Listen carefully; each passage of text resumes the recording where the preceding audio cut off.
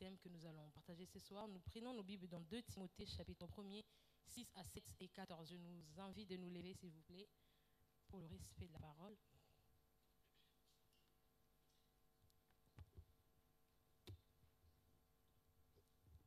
De Timothée, c'est dans le Nouveau Testament. Ne cherchons pas loin.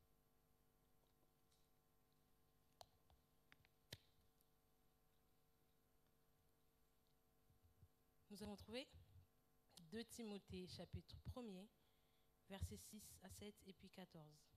J'ai lu au nom du Seigneur. C'est pourquoi je te rappelle. Oh non, je vais lire l'autre version. C'est pourquoi je t'exhorte à ranimer les dons de Dieu que tu as reçus par l'imposition de mes mains, car ce n'est pas un esprit de timidité que Dieu nous a donné, mais un esprit de force, d'amour et de sagesse. Verset 14. Garde le bon dépôt par le Saint-Esprit qui habite en nous. Alléluia. Que Dieu nous bénisse. Père, bénis cette parole, ô Dieu. Laisse que tu puisses parler à quelqu'un, que tu puisses transformer la vie de quelqu'un ce soir, que tu puisses me parler également, alors que nous nous tenons devant toi, Seigneur. Transforme-nous, aiguise-nous, change nos vies, ô Dieu, parce que tu le fais, dans le nom de Jésus. Amen. Alléluia. Comme nous avons dit, le thème que nous allons partager ce soir, nous l'avons intitulé « Ranimer ou étouffer ». C'était normalement une question, je crois que dans les affiches, ils ont oublié le point d'interrogation, je vous pardonne. C'était une question, ranimer ou étouffer. Pose déjà la question à ton voisin. Aujourd'hui, on va prêcher avec moi, il ne faut pas que je me sente seul un peu. Donc, ranimer ou étouffer, demande à ton voisin, ranimer ou étouffer. Ranimer ou étouffer. La définition que j'ai pu avoir, une définition hébreu, que je ne vais pas trop nous les lire pour ne pas trop nous intimider. Il s'agit, lorsqu'on parle de ranimer, on veut dire rallumer, enflammer son esprit, ranimer ses forces et son zèle. Rallumer, enflammer son esprit, ranimer ses forces et ses ailes. Je veux revenir vers la fin de mon message pour m'attarder sur ce que nous disons par rapport à ranimer. Là, ici, lorsque nous disons, l'apôtre Paul parle à son fils Timothée en lui disant « Ranime les dons que tu as reçus ». Je ne vais pas rester sur imposition des mains ou autre, mais je vais juste m'attarder sur la première partie. L'apôtre Paul parle à Timothée en lui disant « Ranime les dons ». Lorsqu'il lui dit de ranimer les dons, l'apôtre Paul n'est pas en train de dire à Timothée que je veux ranimer tes dons. Mais il fait comprendre à Timothée qu'en ce qui concerne les dons que tu as reçus, tu as une part de responsabilité.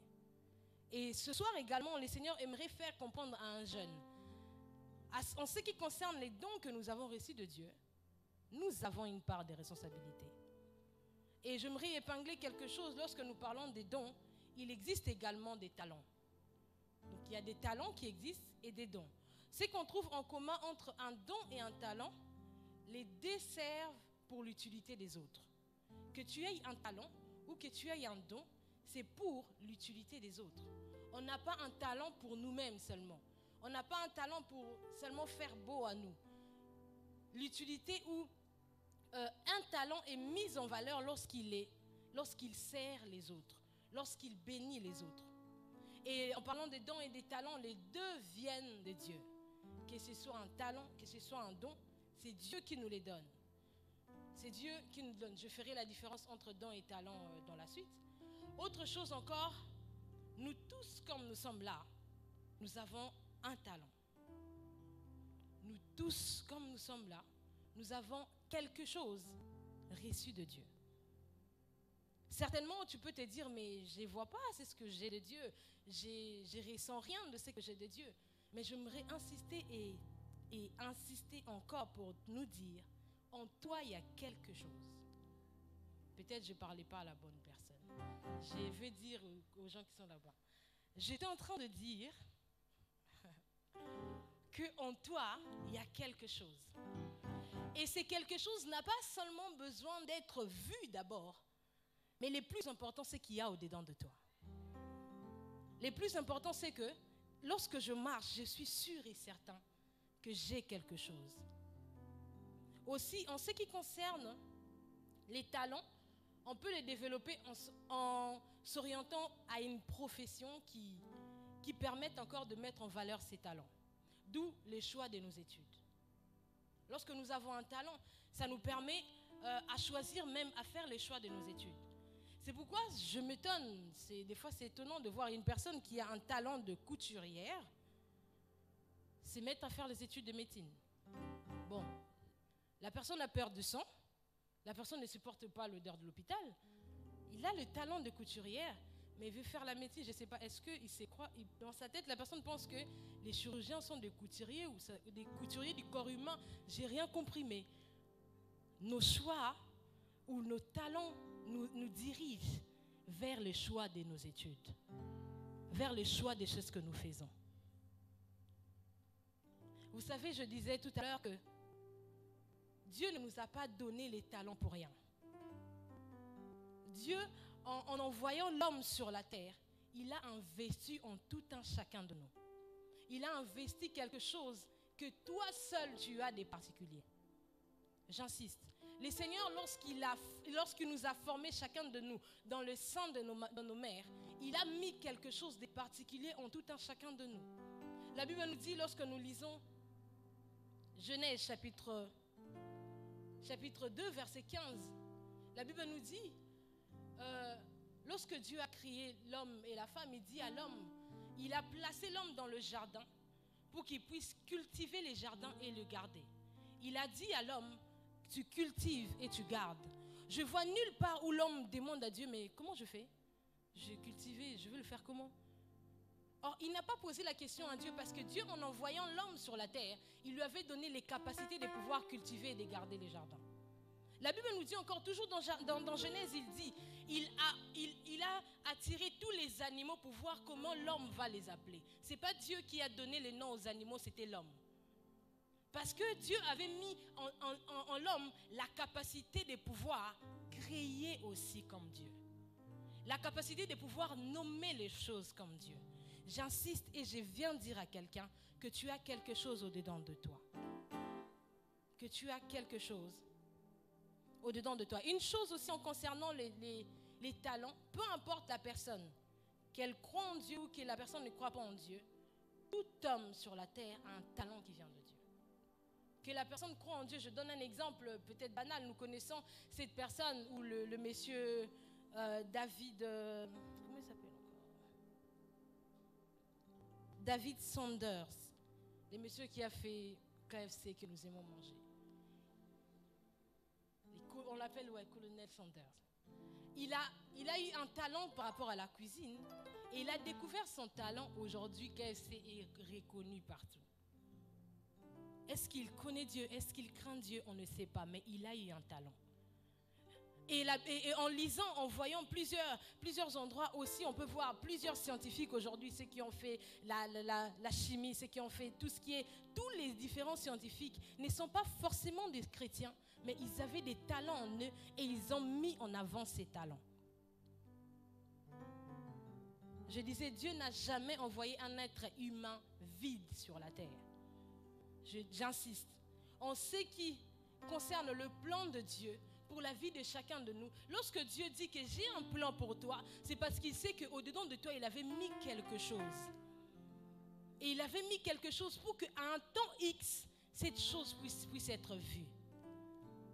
Pour qu'à un temps donné, ces talents qu'il a mis en toi puissent être exploités. Dieu, en mettant un talent au-dedans de nous, le but aussi, c'est de pouvoir ramener plusieurs personnes à Dieu. Beaucoup de personnes pourront connaître Dieu dans nos écoles au travers d'une personne qui a un talent qui est fort en mathématiques.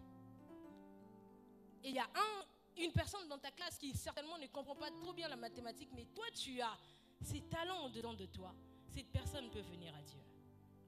C'est pourquoi je nous en prie et je nous invite à croire en ce que Dieu a mis au-dedans de nous. Tandis qu'en ce qui concerne le don, en parlant aussi de talents, on naît avec les talents et il y a d'autres talents qui sont acquis, genre au travers d'une expérience ou au travers de notre entourage. On peut acquérir un talent comme dans la musique, comme dans l'art, comme dans peu importe des domaines, on peut l'acquérir. Tandis qu'en ce qui concerne les dons spirituels, eux sont attribués aux croyants au travers du Saint-Esprit. Les dons spirituels sont attribués aux croyants, à ceux qui ont cru en Jésus comme Seigneur et Sauveur. J'aimerais dire à une personne, le jour où tu as donné ta vie à Jésus, le Saint-Esprit est venu habiter en toi. Ce que j'aime avec l'Esprit de Dieu, il ne vient pas seul. Il vient avec les dons. Et pas seulement, il vient avec le caractère. Parce que Christ est au complet. Lorsque le Saint-Esprit vient habiter en nous, une fois on donne nos vies à Jésus, il vient, il nous emmène le caractère de Christ et il nous emmène le don de Christ. Certainement, le jour où tu as donné ta vie à Jésus, tu n'as peut-être rien senti, tu n'étais peut-être pas agité. Mais crois-moi, qu'en ce jour-là, le Seigneur t'avait donné, t'avait communiqué ses dons. La Bible nous parle de cela dans 1 Corinthiens, chapitre 12, verset 11. Que l'Esprit de Dieu distribue les talents à chacun selon sa volonté. Selon sa volonté, il les distribue à chacun.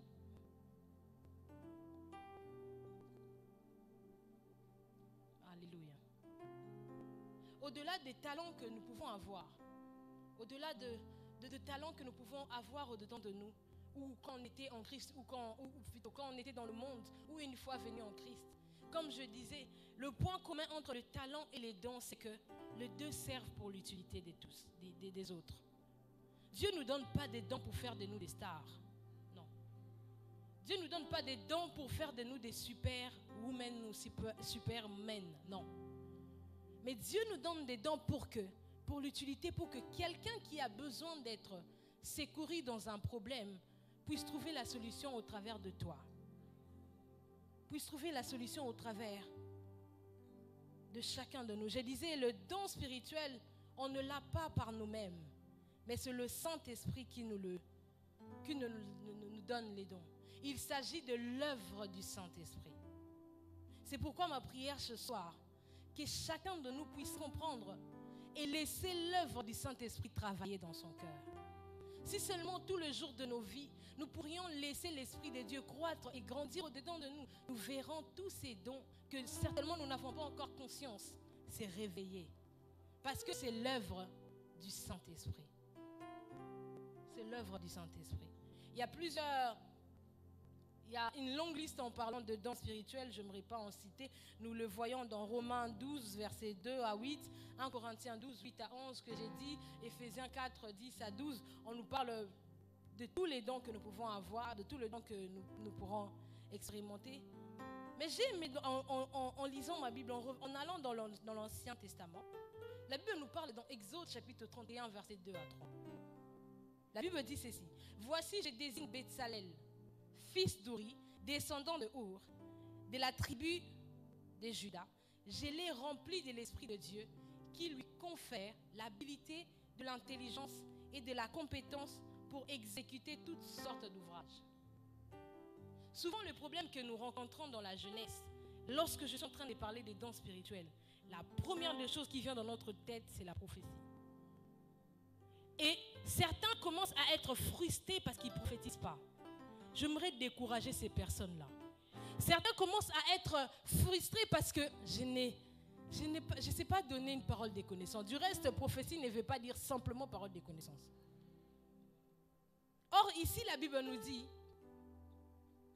que l'Esprit, je l'ai rempli de l'Esprit de Dieu qui lui confère de l'habilité, de l'intelligence et des compétences pour exécuter toutes sortes d'œuvres. La Bible nous dit, en parlant de manifestation de l'Esprit de Dieu, c'est donné, comme je disais tout à l'heure, c'est donné à chacun de nous selon Dieu. On peut me dire, mais non, l'apôtre Paul nous dit aspirer aux dons et plus encore des prophéties. Oui, l'apôtre Paul qui nous dit cela seulement parce qu'il y a un besoin qui se présente, alors le don qui peuvent être manifestés.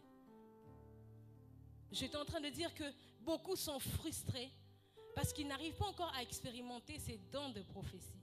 Ou ils ne savent pas en fait comment ça marche. Ils sont frustrés et des fois ils se mettent eux-mêmes à l'écart. en disant, et souvent, qu'est-ce qui se passe lorsque nous voyons une personne qui exerce un don spectaculaire? On a l'impression que c'est un homme le plus spirituel de la terre. Ce n'est pas biblique. Ce n'est pas parce que quelqu'un exerce un don spectaculaire qu'il est le plus spirituel. Ce n'est pas parce que l'autre est en train d'exercer un don modeste que j'appelle qu'il est moins spirituel. C'est anti-biblique. Tous c'est des dons. Que ce soit celui qui est en train d'exercer dans un don qui est spectaculaire, que ce soit l'autre qui a seulement un don de pouvoir accueillir les gens pour le placer. Les deux sont spirituels. Les deux sont spirituels. J'aime souvent dire, je ne suis pas intimidée par la manifestation de l'Esprit de Dieu dans la vie de l'autre. En d'autres termes, je ne suis pas intimidée par le Saint-Esprit de l'autre. Parce que Dieu a oint telle personne pour un objectif précis. Et il m'a oint aussi pour un objectif précis.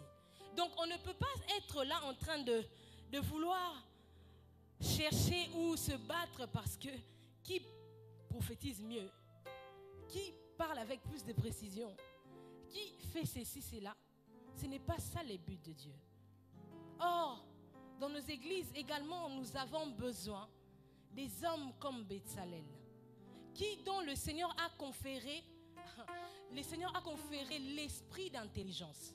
Vous savez, lorsque la Bible dit conférer, ça veut dire, il lui donne pas seulement l'esprit, mais l'esprit qui est accompagné d'une autorité spirituelle. On ne dit pas que l'Esprit de Dieu lui a donné l'intelligence. J'aime ces versions, il a dit, lui a conféré. Ça veut dire que l'esprit d'intelligence qu'il a, cet esprit d'intelligence est accompagné d'une autorité spirituelle. En telle sorte qu'il peut se retrouver en train de travailler, de faire ses travaux. L'esprit d'intelligence qui est sur lui fait qu'il fait ses travaux avec exactitude, sans défaut. Et je prie ce soir que dans la jeunesse, que nous n'ayons pas seulement ceux-là qui voient un seul don, mais que nous soyons des hommes, des jeunes qui aussi, comme l'esprit qui était sur Betsalel, qui eux aussi aient l'esprit d'intelligence. Et ce que j'aime en lisant ma Bible, vous savez, lorsque Dieu nous donne un don, nous confère un don, ce don vient de lui. En d'autres termes, c'est une partie de Dieu. Et lorsque ici la Bible nous dit que l'Esprit confère à Betsalel l'esprit d'intelligence, l'Esprit de Dieu me ramène dans Ésaïe chapitre 11 verset 2. On nous parle de cet esprit de Dieu.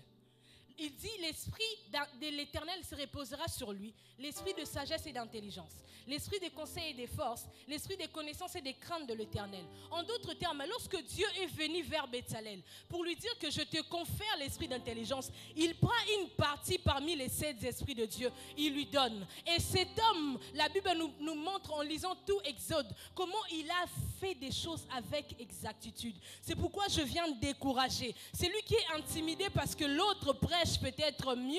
Peut-être toi, tu n'es pas appelé à la prédication comme moi. Peut-être toi, tu n'es pas peut-être appelé à prophétiser comme qui que ce soit. Mais Seigneur, ce soir, le Seigneur veut que tu regardes au-dedans de toi.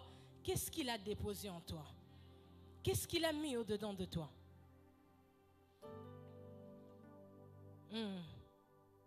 Dieu a pris une partie de lui qu'il a donnée. Et les dons que Dieu nous donne, c'est une partie de Dieu qu'il nous donne. Il a dit, il a reçu l'esprit d'intelligence. Combien nous n'en avons pas besoin dans nos études? Combien nous n'en avons pas besoin pour créer des entreprises? Combien nous n'en avons pas besoin pour faire mieux que ceux qui sont dans le monde? Combien nous n'en avons pas besoin pour exceller dans n'importe quel domaine? Je viens briser encore cette mentalité de croire que les dons c'est seulement prophétique. Je viens briser cette mentalité qui fait croire que pour avoir un don, il faut seulement prophétiser. Il n'y a pas que la prophétie dans la Bible. Oh, vous me direz certainement, la Bible nous dit que dans le dernier temps, je répandrai de mon esprit vos fils et vos filles. On le connaît par cœur. Mais la Bible nous dit également que l'Esprit de Dieu remplit Betsalel et lui donna l'esprit d'intelligence. Et mieux encore, en revenant vers Daniel, on dit il avait l'esprit supérieur. Oh, ce soir, le Seigneur veut également que ces jeunes qui vont aller dans n'importe quel domaine de la France, dans n'importe quel coin de la France, avec un esprit d'intelligence pour pouvoir faire les choses avec exactitude. Alléluia. Le but de mon message ce soir, c'est d'enlever toutes sortes de complexes qui nous étouffent. Toutes sortes de complexes qui restent au-dedans de nous. Je ne peux pas avancer parce que je ne sais pas parler dans les micros. Non, ce n'est pas ici d'abord devant. Il y a mieux que ici. Certainement, j'aime souvent dire que c'est certainement une grâce, mais également une responsabilité. Mais j'aimerais nous enlever toutes sortes de complexes. Nous tous, on n'est pas seulement appelés à prêcher. Non, non, non, non. Nous tous, on n'est pas seulement appelés. Il n'y a pas que l'appel à la prédication. Il n'y a pas que ça. Il n'y a pas que ça. Il y a mieux au-dedans de toi. Regarde. Combien au-dedans de toi, certainement, tu as ces cœurs-là de pouvoir recevoir les gens. Tu as ces dons-là, ces cœurs-là, dans tout ce qui est entreprise, dans tout ce qui est, je ne sais pas quelle toute autre chose. Mais ce soir, le Seigneur aimerait dire à quelqu'un, ranime ce qu'il y a au-dedans de toi. Ranime ce qu'il y a au-dedans de toi. Ce que j'ai remarqué aussi dans ma génération, c'est que les complexes que nous pouvons avoir produisent la négligence des dons que nous avons. Les complexes que nous avons face à certains dons qui se manifestent produisent en nous la négligence de ce que nous avons. Et cette négligence est ce que j'ai appelé le premier symptôme qui tue, qui nous étouffe. Le premier symptôme qui peut étouffer chaque don, chaque capacité que le Seigneur a mis en nous, c'est la négligence. Pourquoi? Parce qu'on ne prend plus le temps de pouvoir travailler ce qu'il y a au-dedans de nous. Mais on prend plus le temps de pouvoir regarder seulement, observer les autres. L'apôtre Paul dit à son fils dans 1 Timothée 4, 14, ne néglige pas les dons qui sont en toi. Il a dit, il n'est pas en train de le supplier, s'il te plaît, ne néglige pas. Non, c'est un ordre. Ne néglige pas les dons qui sont en toi. Parce que je nous dirai plus tard que les dons que le Seigneur a mis en toi te permettra d'accéder dans certaines dimensions que les autres ne pourront pas accéder. Oh, je disais, les dons que le Seigneur a mis en toi, c'est comme une particularité que Dieu t'a donnée. Alors, si tu continues simplement à négliger cela, plusieurs autres endroits, tu ne pourras pas y accéder. Mais je prie ce soir que toutes sortes de négligences ne puissent pas prendre place au milieu de nous. Au milieu de nous. Dieu t'a donné, quel don que le Seigneur t'a donné? Quel don que le Seigneur a mis en toi? C'est qu'il te demande ce soir. Peu importe le domaine, travaille-y. Mettons-nous au travail pour travailler nos dons. Mettons-nous au travail pour travailler, si mieux dire, les capacités que le Seigneur nous a données. Que nous puissions le faire de tout notre cœur. Que nous puissions mieux, bien et bien le faire. Vous savez, c'est ce qui, lorsque nous parlons de la négligence, c'est là, cette négligence engendre la mort. Parce que la Bible nous dit, celui qui est négligent dans son travail est le frère de celui qui tue. Certainement, ce n'est pas les démons qui ont tué ton don. Certainement, c'est pas les... Certainement, il peut y avoir aussi un côté où il y a les esprits, mais c'est trop facile de dire non, c'était l'esprit qui m'a... C'est trop facile de dire que c'est les esprits. Mais quelle est notre responsabilité dans ce que le Seigneur nous a donné? Quelle est ma part de responsabilité? Je prends peut-être à cette personne que le Seigneur a appelée, Dieu t'a dit que tu as peut-être un don dans la prédication. Quelle est ta part de ta responsabilité? Est-ce qu'on attend d'abord que le jour où on va nous placer ici pour prêcher, pour commencer à préparer le message? Ou bien on le fait dans la semaine? Mieux encore, certaines personnes qui vont me dire non, je suis appelée à... Je peux prendre un exemple. Dans la médecine, vous allez dire, mais vous allez attendre le jour où vous allez devenir chirurgien pour pouvoir ouvrir le corps, ou vous les faites tous les jours, ou vous y travaillez. Je disais, le premier symptôme qui fait qu'on étouffe nos dons, c'est la négligence. Alors pose la question à ton voisin, ranimer ou étouffer? Ranimer ou étouffer?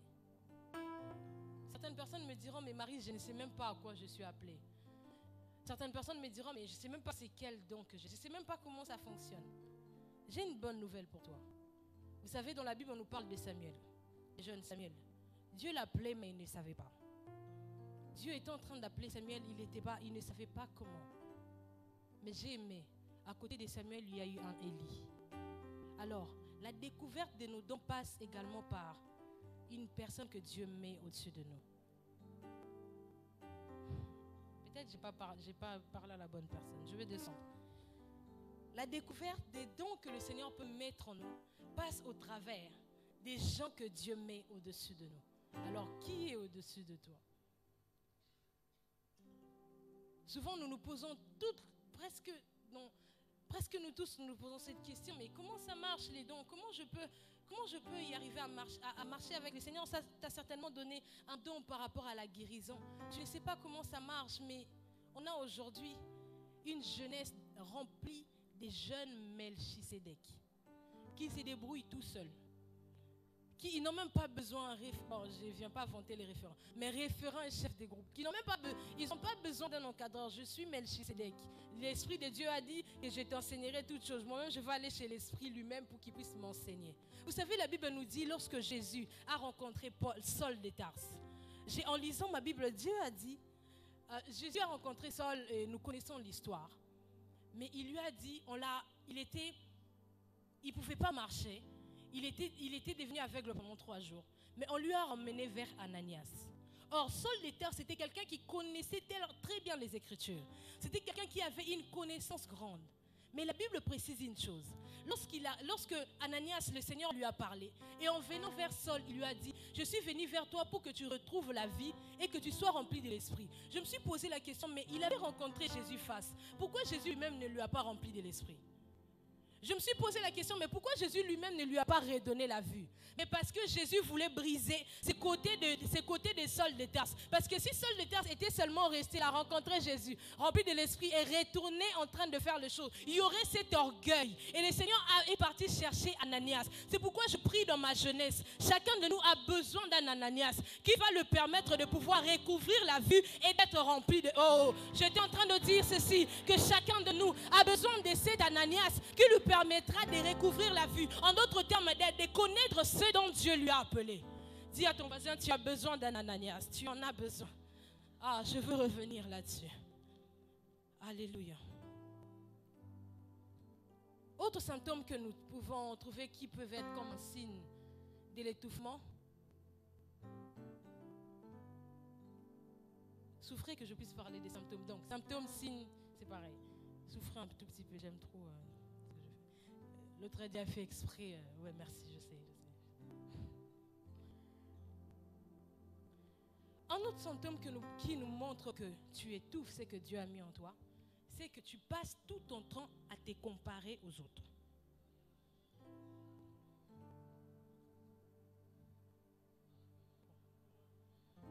Ça veut dire, ah non, mais on m'avait demandé d'exhorter, mais je ne l'ai pas fait comme elle. Ou l'autre, elle avait bien fait, moi j'ai juste dit un tout petit peu. On passe tout notre temps à nous comparer aux autres. Ça veut dire, c'est comme si le diable a fermé nos yeux par rapport à ce que le Seigneur a mis en nous, et il a ouvert nos yeux par rapport à ce que Dieu a mis aux autres. C'est comme si le diable a changé des stratégies. Il a changé des stratégies, donc en quelle sorte on a du mal à croire ce que Dieu a mis en nous. On a la facilité de croire en ce que Dieu a mis aux autres.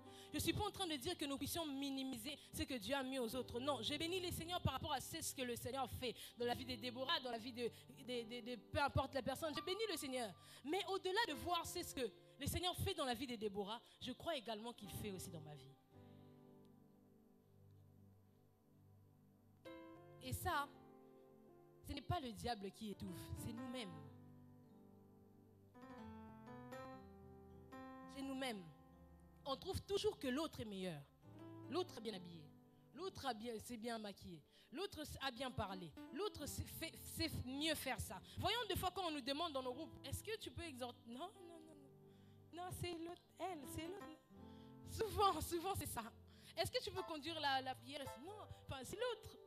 Je prie ce soir que nous puissions briser cette mentalité et croire en ce que Dieu a mis au-dedans de nous. Vous savez, pour qu'un don puisse être développé, il faut que ça soit mis en valeur. Il faut que ça soit mis en place. Tu ne pourras pas voir ton don être ranimé si toi-même tu l'étouffes. Si toi-même tu l'étouffes. La maladie que nous avons dans notre génération, c'est de voir que l'autre travaille mieux que moi. Mais je prie ce soir, alors que l'Esprit de Dieu est là, qu'il puisse briser toutes sortes de mentalités qui vient étouffer, pour dire tout esprit d'étouffement que nous-mêmes nous avons nous-mêmes créé. Je prie ce soir que l'Esprit de Dieu puisse les briser dans le nom de Jésus. Dans le nom de Jésus. Vous savez, souvent on dit non, mais l'autre fait mieux que moi parce que les dons que certainement que tu as, que tu n'es pas en train de voir encore être manifestés, parce que le Seigneur veut que ces dons puissent prendre le temps de mûrir. Les dons est utile lorsqu'il est mûr. Je disais, un don est utile lorsqu'il est mûr. Ou une capacité est utile lorsqu'il est mûr. On ne peut pas, par exemple, Dieu t'a donné, on prend l'exemple facile de prophétiser, mais tu parles en langue, tu ne sais pas transmettre les messages, tu nous donnes en langue, mais donne-nous les messages, tu ne sais pas. Mais ma chère, prends le temps, attends à ce que le don puisse mûrir et transmets-nous les messages. Je me rappelle à l'époque, quand il fallait prophétiser, il fallait que je sois agitée. J'ai fait des tours là d'abord. Il fallait que je puisse être agitée pour que le message puisse sortir. Mais Dieu, gloire à Dieu, le Seigneur a mis sur nos chemins, comme je disais tout à l'heure de Ananias, des personnes par lesquelles où on a été formés, on a été assises, on a écouté, on nous a dit, lorsque tu vois telle chose, voilà comment ça fonctionne. Et on a pris les temps qu'il fallait pour laisser à ces dons les temps que ça puisse devenir grand. Là, il n'est pas question. Là, il n'est même pas question de l'étouffement. C'est seulement question de temps. C'est seulement question de temps. C'est pourquoi je prie, alors que je parlais des complexes tout à l'heure, que nous ne puissions pas être complexés parce que mon don est en train de mûrir. Dis à ton voisin, mon don est en train de mûrir. Ah, peut-être il n'est pas en train de voir ce que Dieu est en train de faire. C'est en train de mûrir. Et que cela ne puisse pas nous frustrer, que cela ne puisse pas nous rendre malheureux. Mais dis encore, mon don est en train de mûrir. Et l'une des choses qui permet à ce que ce don puisse mûrir, c'est de l'arroser avec la présence de Dieu. Oh, je disais, est-ce qu'un don ne peut pas mûrir en dehors de la présence de Dieu? La Bible nous dit que Samuel restait dans la présence de Dieu. C'est là qu'il a entendu Dieu, c'est là que son don a mûri. Alors pour que ce don puisse devenir mûr, il faut l'arroser de la présence de Dieu. Alors ne t'arrête pas de pouvoir quitter la présence de Dieu plus tôt, parce que peut-être c'était le temps qu'un arbre puisse sortir. Certainement, les autres ont des dons comme ces fleurs. Mais je crois que quelqu'un ce soir a un don comme un arbre. Et vous savez, c'est ce qui est bien avec l'arbre, c'est que d'autres personnes viennent abriter en dessous de cela lorsqu'il y a le soleil. Je prophétise sur quelqu'un que c'est ce qu'il y a au-dedans de toi. C'est plus qu'une petite fleur. Oh, c'est plus qu'une petite fleur ou une plante, mais c'est un arbre qui est au-dedans de toi. Alors arrose-le par la présence de Dieu. Oh oui, arrose-le par la présence de Dieu. Alors que je préparais ce moment, j'étais en train de voir une image comme s'il y avait des personnes qui prenaient une route.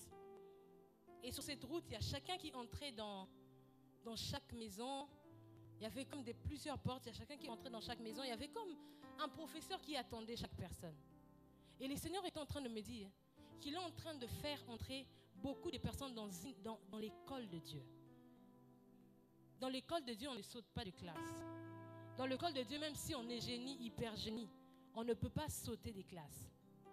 Dans l'école de Dieu, il nous apprend la patience avant de nous présenter. Dans l'école de Dieu, il nous apprend le cœur de Dieu avant de nous présenter. Dans l'école de Dieu, il nous apprend la vie de Dieu avant de nous présenter aux hommes. C'est pourquoi j'aimerais encourager quelqu'un. Ne sois pas complexé. Entre seulement dans l'école de Dieu et tu vivras. C'est ce que Dieu a planifié pour toi. Autre symptôme encore, ou autre signe, c'est le manque du sacré.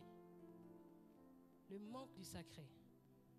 Le problème, c'est que le manque du sacré, c'est quoi? C'est que nous avons pris le monde, nous l'avons ramené dans la présence de Dieu. Nous avons pris le monde, nous l'avons ramené à l'église. Vous savez, tout à l'heure, je nous ai dit que le don, c'est ce que Dieu nous donne. C'est une partie de Dieu que nous donne. C'est également une responsabilité que Dieu nous donne. Mais le problème, c'est que Dieu nous a donné, on a fait ses propres dons. Nous avons mis à côté pour dire, j'ai les dons de l'église. Dieu nous a côté pour dire, qui cherche les dons fédérales? Qui cherche ces dons? On est devenu pour ne pas dire archi-pape, c'est peut-être mieux archi-dieu. Parce que nous ne voulons plus le sacré. Nous ne voulons plus vivre comme Dieu nous veut que nous puissions vivre. J'ai été étonnée alors que j'étais aux États-Unis une fois, je crois que c'était par erreur ou je ne sais pas, c'était par Dieu ou je ne sais pas. Je me suis retrouvée à l'église catholique. J'étais derrière. Les gens, ils entraient, tout le monde entrait, tout ça, tout le monde était concentré. Et j'étais la seule personne à tenir mon téléphone. Toute l'église, il n'y avait pas que des mamans, des papas, des jeunes. L'église était remplie. J'étais la seule à tenir mon téléphone. Et là, Dieu commence à me parler. Les personnes que nous croyons, nous pensons ou nous disons que certainement, c'est ce qu'ils font, c'est pas bien, ils adorent ils font ceci, c'est là et tout.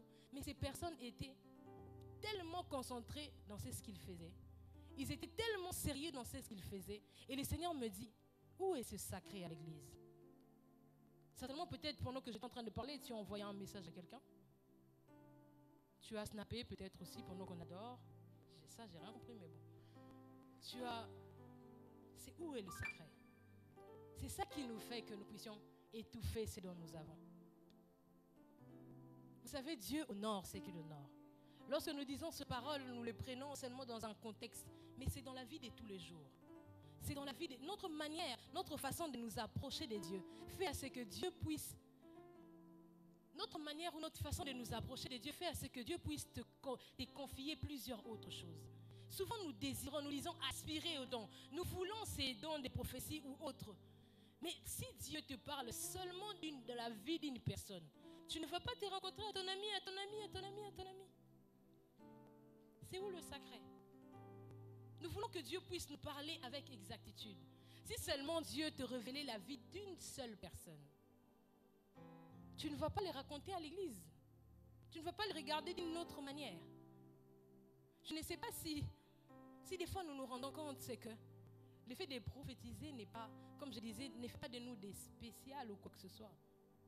Mais c'est une très grande responsabilité. Chacun de nous sera jugé devant Dieu.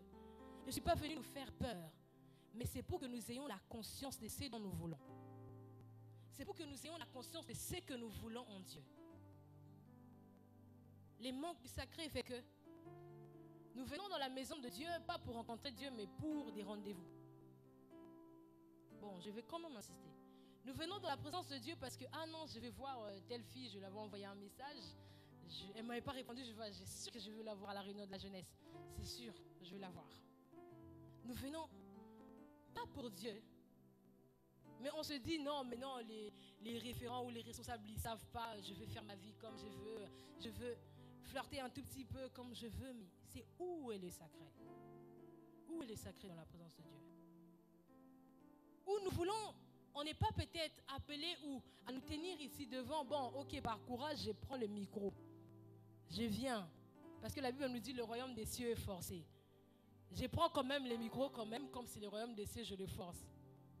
Je nous donne un exemple, la Bible nous parle de Uza. Alors qu'il voulait tenir, il voulait aider Dieu. Il a été mort sur place parce qu'il n'a pas été appelé à toucher l'arche. Je nous prie de ramener le sacré dans nos vies. De considérer le sacré dans nos vies. Nous devons marcher et vivre avec la conscience que j'ai quelque chose qui appartient à Dieu. Que j'ai quelque chose qui appartient à Dieu. Et Dieu nous fait confiance. Il nous donne ses dons comme il veut. Il nous fait grâce comme il veut. Mais ce soir, il aimerait, au-delà de la grâce qu'il nous fait, que nous puissions plus le considérer. Plus le considérer. Souvent, nous oublions que les dons nous ouvrent les portes, mais le caractère de Dieu fait que ces portes restent ouvertes. Les dons permettent qu'il nous ouvre des portes partout, on peut aller, les portes nous s'ouvrent. Mais si nous n'avons pas la vie de Dieu en nous, cette même porte que nous avons vue ouverte, après 3 secondes, ça va se fermer.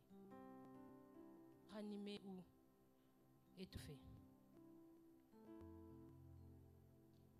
Une vérité que j'aimerais que nous puissions retenir, c'est que pour ranimer ou étouffer, cela dépend de nous. Pour animer ces dons que Dieu a mis en nous, ça dépend de nous. Et pour l'étouffer, c'est également nous-mêmes. J'ai parlé de tous ces signes qui font que ça montre qu'un don est étouffé. Mais ce soir, j'aimerais également nous dire, si je m'arrêtais là dans mon message, j'étais incomplet. Mais en parlant de ranimer, la Bible, en faisant faisant certaines recherches, lorsqu'on parle de ranimer, c'est redonner un nouveau souffle.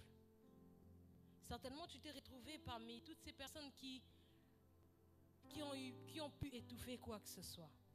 Mais ce soir, j'ai une bonne nouvelle de la part de Dieu. Qu'il peut redonner un nouveau souffle à cette chose qui a été étouffée. Je disais peut-être pas la bonne personne. Je disais ce soir, le Seigneur veut redonner un nouveau souffle à ces dons qui a été étouffé. Peu importe la personne qui a été responsable de cet étouffement. Peu importe que ce soit les démons, que ce soit nous-mêmes, que ce soit Dieu, dans son amour, il vient pour nous dire. Il veut redonner un nouveau souffle. Donc c'est ce qui a été étouffé. On nous dit également que c'est faire revenir à quelqu'un la conscience qui a été perdue. Ranimer, c'est également revenir, ramener à cette personne qui a été inconsciente pour un temps. Certainement, depuis quelque temps, tu étais certainement inconscient. Mais ce soir, j'ai une bonne nouvelle, c'est que le Seigneur veut redonner la conscience à quelqu'un. Veut redonner la conscience en quelqu'un. Ranimer, c'est également une réanimation. C'est également une réanimation. La réanimation, c'est une discipline médicale qui s'attache à prendre en charge les patients présentant ou susceptibles de présenter une ou plusieurs défaillances. Je vais nous expliquer ça en termes faciles. C'est en fait, lorsqu'il y a une défaillance dans le corps ou dans un organe, ça fait que la personne meurt. Enfin, en fait, le cerveau fonctionne. Mais une autre partie de son corps où le cœur n'y bat plus peut-être, où la conscience n'y est plus. Et ensuite, on l'emmène maintenant dans la salle de réanimation. Et là, qu'est-ce qu'on fait? On met tous les matériels possibles pour que cette personne puisse revenir à la vie. En d'autres termes, cette personne n'était pas complètement morte. Certainement, on est en train de marcher, on dit, mais non, on n'est pas mort, ma vie spirituelle. En plus du reste, j'ai chanté, ou j'ai prêché, ou j'ai fait cela. Dieu n'est certainement pas fâché contre moi. Certainement, on a l'impression que nous sommes bien en bon état.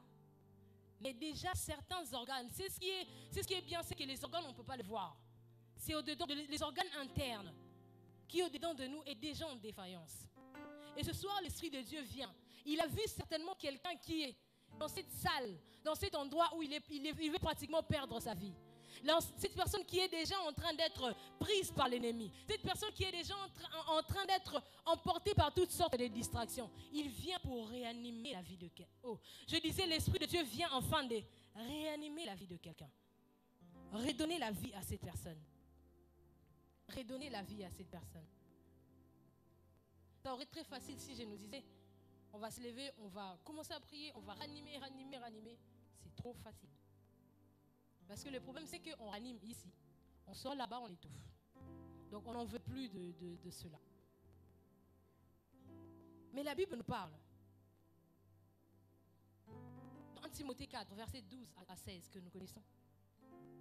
La Bible parle. L'apôtre Paul dit à Timothée plusieurs choses qui lui permettent à ce qu'il puisse ranimer. J'aimerais qu'on puisse l'écrire, je ne vais pas les lire. En Timothée 4, 12 à 16. On va les lire à la maison certainement. L'une des choses qu'il a dit à Timothée, efforce-toi d'être un modèle. Oui, efforçons-nous d'être un modèle. C'est comme quelque chose que le Seigneur sait que ça va être difficile dans ma génération. Il sait qu'en étant jeune, c'est difficile de pouvoir croire complètement à Dieu. C'est difficile que je puisse prier tout le jour. Certainement, c'est difficile que je puisse me consacrer à Dieu. Certainement, c'est difficile que je puisse mener une vie de sanctification. Mais le Seigneur aimerait dire à quelqu'un, efforce-toi. Je disais au début de mon message, lorsque le Seigneur nous donne une parole, parce qu'il a donné la capacité de pouvoir le faire. Et ce soir également, il aimerait dire à quelqu'un, efforce-toi d'être un modèle.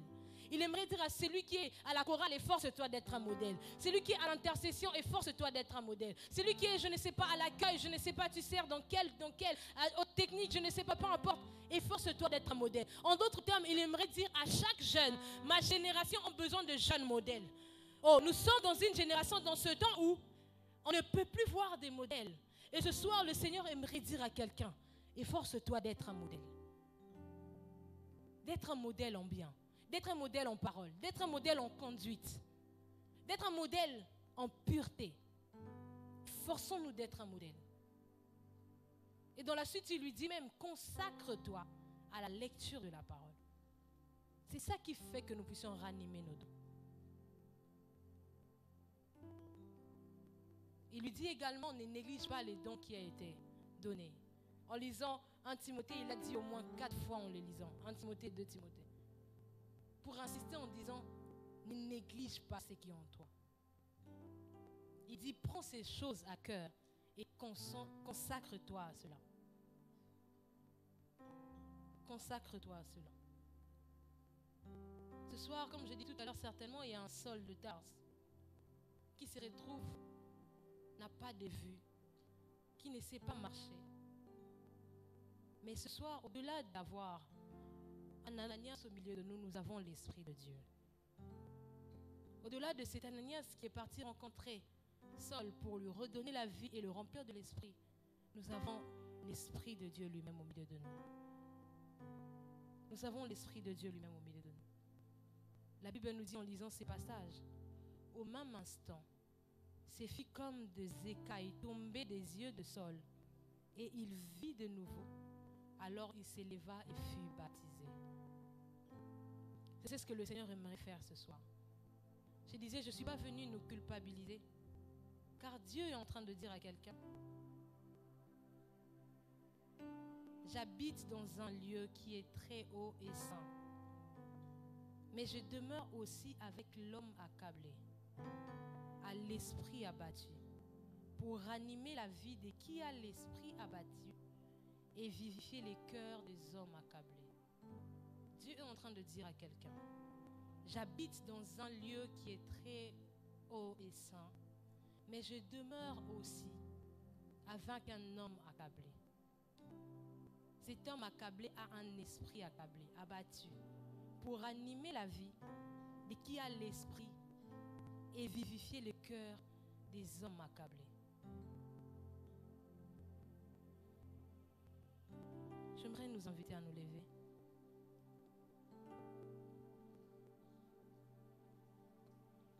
La Bible nous dit une chose. Il ne casse pas les roseaux courbés. Il n'éteint pas la flamme qui devint faible.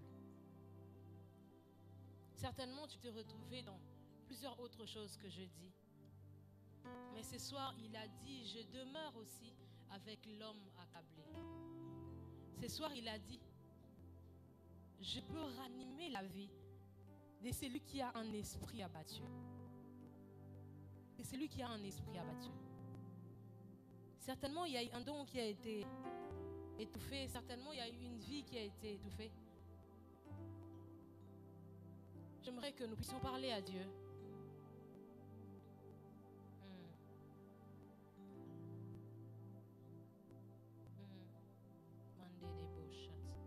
Il habite, il demeure avec un homme qui a l'esprit accablé. Il n'éteint pas la flamme qui fume. Il n'éteint pas la flamme qui fume.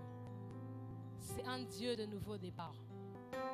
C'est lui que nous sommes venus chercher ce soir. C'est un Dieu de nouveau départ. Oui, c'est un Dieu de nouveau départ. Je ne sais pas si tu vas te repentir. Je ne sais pas si tu vas demander pardon à Dieu. Je ne sais pas si tu vas désirer plus de Dieu. Mais ce soir, il a dit, il ne casse pas les roseaux courbés. Il n'éteint pas la flamme qui devient faible. Mais il ranime. Mais il ranime. Mais il ranime. Oui, il ranime. Il ranime. Ce soir, il ranime.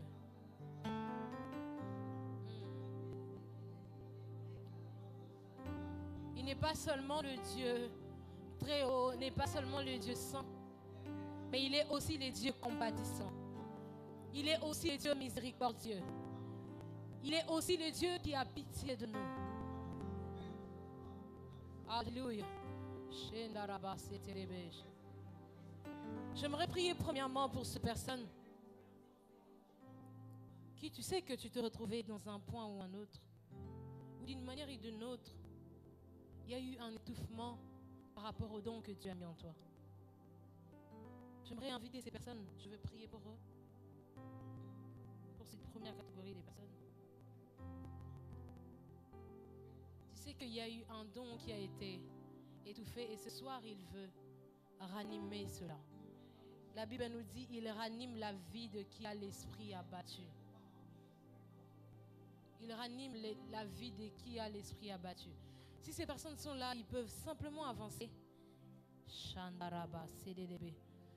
J'aimerais dire, on n'est pas en train de faire un spectacle, mais ce soir, Dieu veut, au-delà de faire un travail,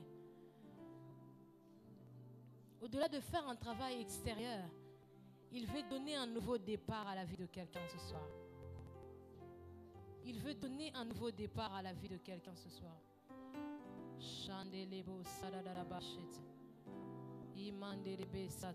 Ceux qui sont devant, vous allez simplement lever vos mains. Ce soir, c'est une soirée où le Seigneur est en train de mettre à part une génération qu'il a choisie. Ce soir, il est en train de mettre à part une génération qu'il a choisie. Oui, il est en train de mettre à part une génération qu'il a choisie. J'aimerais que les référents, s'ils peuvent prier pour ces personnes qui sont devant.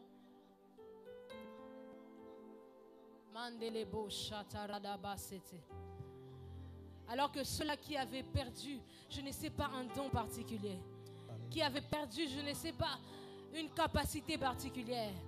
Ce soir, le Seigneur est en train, il a dit qu'il ranime la vie de qui a l'esprit abattu.